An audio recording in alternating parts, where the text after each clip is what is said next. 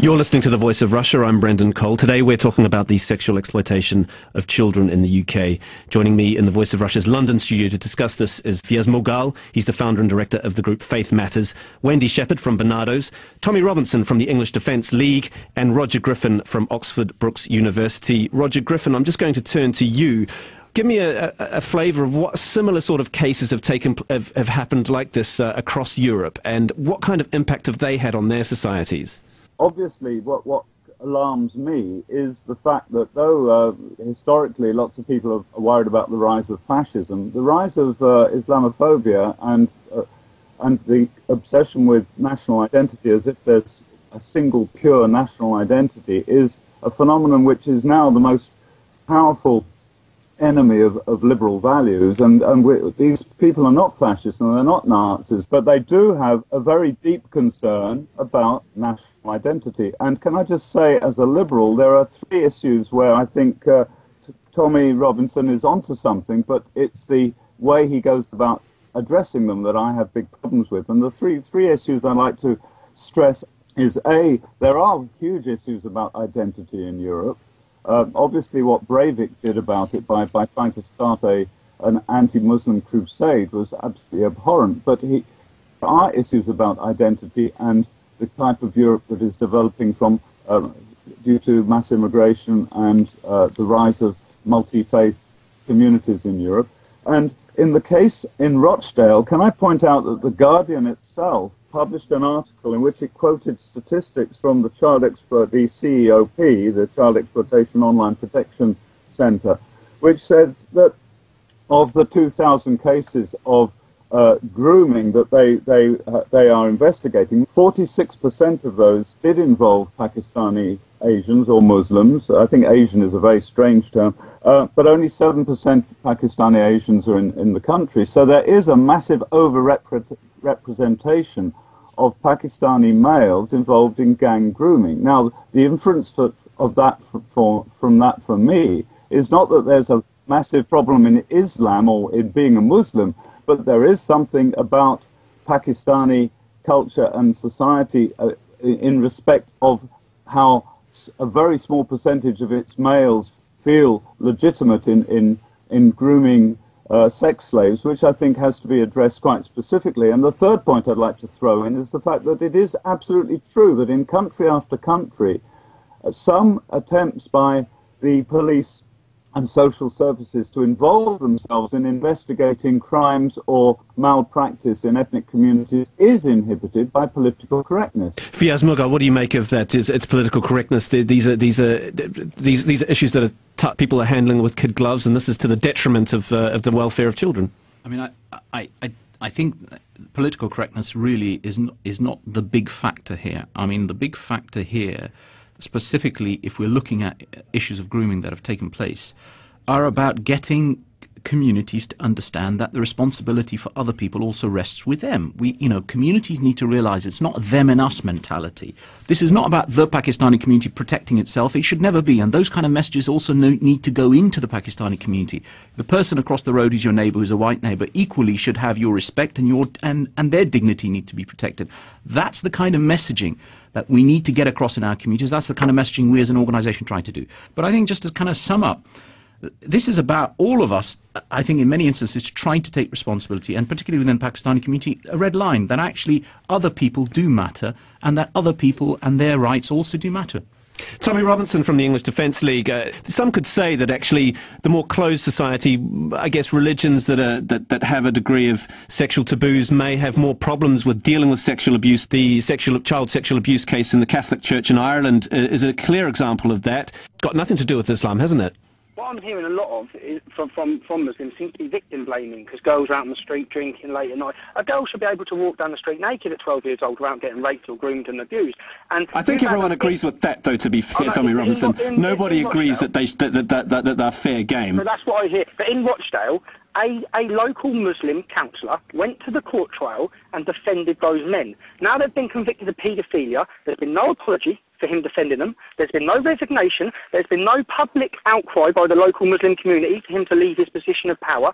And when we talk about Islamophobia, which he needs to do ASAP, we're demonstrating there in 3-4 weeks. But when you say Islamophobia, a phobia is an irrational thought. Now, it is quite rational when we see these paedophilic gangs. It's quite rational when we see terrorism, extremism, Islamism, female genital mutation. When we see these fearful things, it's quite rational to condemn them and go against them. It's not irrational. It's not a phobia. It's quite rational to speak up against these practices. And we can't blame it on the Pakistani community, because when you go to Sweden, these same similar cases are happening within the Iraqi community. In America, you've got 29 Somalians just arrested. The link between all these groups, in France, there's cases of Algerians. The link between all of them is Islam.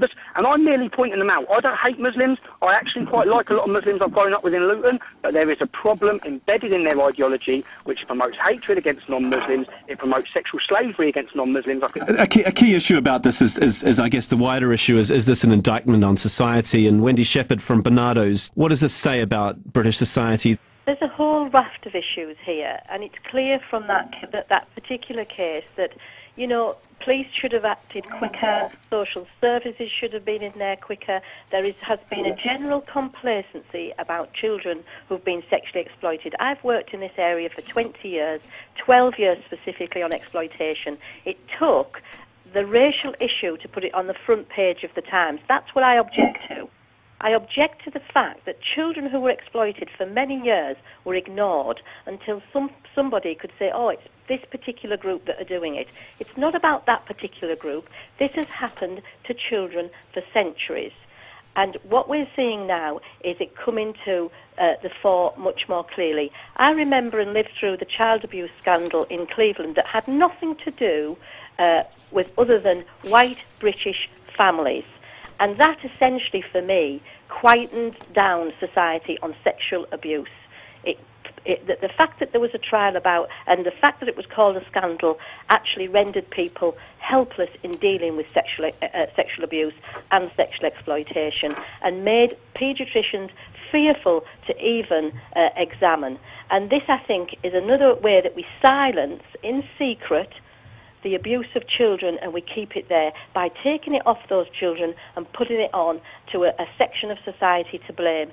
The fact is, children are at risk of sexual abuse and sexual exploitation in this country, as they are in many others, and we need to deal with it, and we need to take the bull by the horns and not be frightened to say this is wrong in whichever community it's happening with, and to absolutely put everything possible in to prevent it and to safeguard children. And that's where this lies. Every professional, every community member, every person that exists needs to be making a stand about protection. You're listening to The Voice of Russia with me, Brendan Cole. Fiaz Mughal, is this an issue that a group like yours has to deal with in terms of integration? Or I mean, I think there are numerous factors affecting Pakistani and other migrant communities today. I mean, whether it's lack of employment, whether it's internal conservatism, there's a whole range of issues affecting them.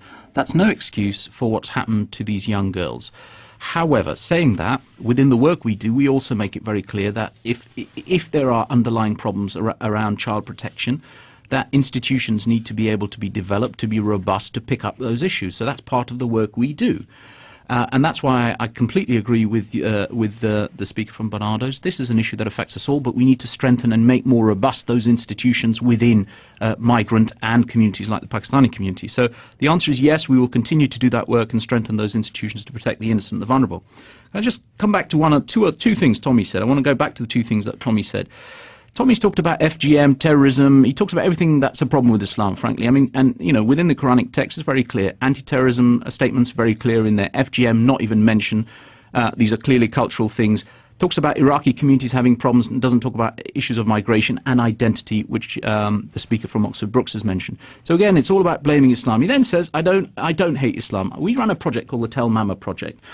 which is around measuring anti-Muslim attacks. And we can tell you, we have statistics, which we are going to present to the Home Office, showing that nearly 20% of the cases that come in, which are anti-Muslim attacks, have some form of an EDL member or EDL link, because we have them snapshotted. We have that evidence with us. So when he comes on here and says, you know, the EDL, I don't hate Islam, there is statistical evidence which shows that his members are conducting those attacks. An EDL demonstration, 3rd of September 2010. Every single Muslim watching this on YouTube, on 7/7, you got away with killing and maiming British citizens, you got away with it.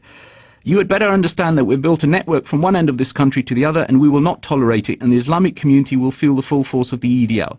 So, Tommy, when you come on air and you say, I don't hate Islam, well, actually, you know, you double standards, double speak, and I'm afraid all of the evidence I've got right in front of me shows that you actually do not like Muslims. This is not a case of Muslims, this is a case of individuals who are grooming young girls, and we all need to bust these kind of gangs. Tommy Robinson from the English Defence League, you're clearly using this sexual abuse case to strengthen your case against Islam, is that right? Do you really think we want to be talking about this? Do you really think we're using it for anything? These cases have been getting arrests have been made in the last 3 years since we formed, because we're standing in city centres with families telling you these girls are being abused, these girls are being raped. There's been a conspiracy of silence to facilitate it by Islamic leaders, by police leaders. No one's done anything about it for 20, 30 years. Everyone's known this going on. And when your man says, that comment I made when I gave that speech, I try to differentiate Muslims to Islam. I have a problem with 7th century Islam. I think Sufis are brilliant. They are working in Britain. They are such a great sect of Islam. We don't have a problem with it. We have a problem with these Wahhabi, Saudi-funded sects, Salafis, these ones who are trying to take it back to Deobandis, these extremist sects of Islam, which are not integrating and they're fostering hatred within all of our communities. That, when I said you'll feel the full force of the English Defence League, we're trying to put a rocket into, not a rocket, but trying to drive into the Islamic community so that they come out and reform themselves. So they realise the only time the Islamic community started dealing with the extremists in Luton was when we run through the streets. That's the only time. That's what they need. So when I'm saying that, I'm trying to bring them forward to fix up and reform their ideology within Britain, which is clearly not working. Clearly, the rise across Europe of anti-Islamist political parties in every single country are gaining power. The reason why is because Islam's not working. Professor Roger Griffin from Oxford Brookes University, what do you make of that? Well, no, can I just say to Tommy, well, look, it seems to me that we all agree here. We all hate Islamism. We all hate Islamist extremism. We all hate abuse of minors. Why don't we all work together to defend a real England, the real England that exists, from all the abuses that are committed by all communities and all types of groups, whatever their ethnicity or gender, so that we all work together to pour all the passion you've got for England into making England a better place for everybody. The language you used on that YouTube, which has just been quoted, is extremely misleading, because it could very easily be heard as a general statement of hatred of Islam. And you've just made it quite specific that it wasn't meant like that. But I think we all need to stop using street protest as a way of moving things forward and actually work together to make England a beautiful, wonderful place where citizens and children and the vulnerable can live in safety. Fiaz Mughal, what do you think? What is the legacy of this particular Rochdale case, and how do you think it's changed the way we look at race relations and with regard to sexual abuse? Well, legacy is basically we need a strengthening of institutions. It doesn't matter whether they're civil society institutions or statutory institutions, to protect the vulnerable in our communities, particularly in this instance vulnerable girls. We need to strengthen those institutions. We also need to say there's a clear red line in communities. It doesn't matter whether you're white, you're black, as I said, Asian, whatever. There's a red line. And that red line means if you are involved in this kind of activity, the community itself should be able to inform the police and you will get busted. It's simple as that. We need to draw those red lines. Just finally, Wendy Shepherd from Barnardo's, what do you think the legacy of this case, this Rochdale case in particular, will be for what you're doing in trying to combat child sex exploitation? I think for me it's at least raised the bar in terms of that this exists. Children are being exploited, and we need to work, as has been said, with our communities in making sure that this is combated and work together to have a sexual exploitation, sexual abuse-free society. And the way we'll do that is by working with each other, not against each other. I'd like to end now by thanking all my guests for joining me, Brendan Cole on The Voice of Russia in London. You can stay tuned for the headlines.